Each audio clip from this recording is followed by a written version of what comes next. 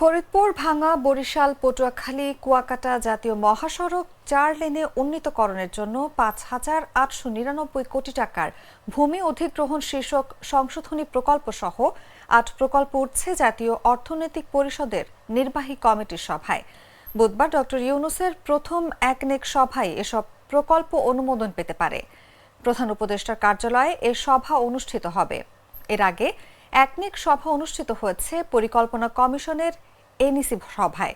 একনেক সভায় সভাপতিত্ব করবেন একনেক চেয়ারপারসন ও অন্তর্বর্তী সরকারের প্রধান উপদেষ্টা ডক্টর মোহাম্মদ ইউনূস।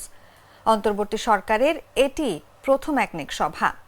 পরিকল্পনা কমিশনের কার্যক্রম বিভাগের প্রধান খন্দকার আহসান হোসেন বলেন, একনেক সভা 18 তারিখে অনুষ্ঠিত হবে।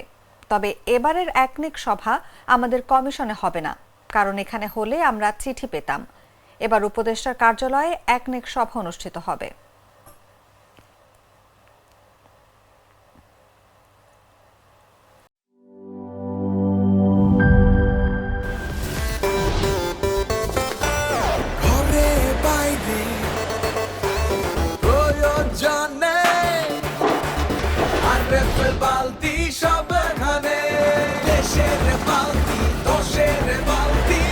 আরএফএল বালতি, দেশের বালতি, দশের বালতি।